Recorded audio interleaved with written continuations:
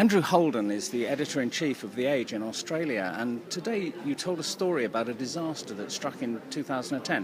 What exactly was this disaster? It was a combination of earthquakes that hit Christchurch in New Zealand. I was editor of the press at the time.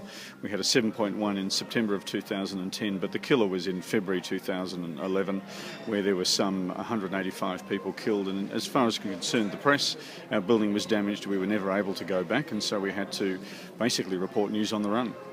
So what was the impact on your team, on your newsroom? Well, for starters, they had to live the disaster. I mean, journalists are so used to flying into disaster zones and reporting it, then going home, but our own homes were damaged and in some cases completely destroyed. So the particular challenge for them was not only the trauma of seeing what was happening to their community, but having to be concerned about their own safety and how they dealt with that. And what did you do as the leader in this situation?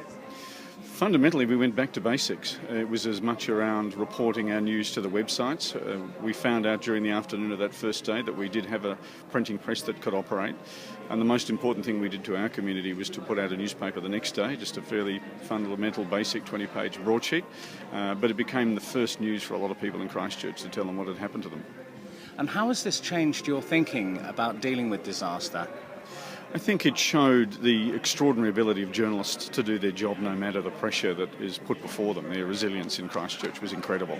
So as a leader, what changed for me was creating an environment, and the best environment you can in a circumstance like that, to allow them to do their work, not to get in their way, to make it possible for them that they could do the best work that they could do. So it was almost like a hands-off leadership as opposed to a directional leadership that we're so used to. Andrew, thank you. Pleasure.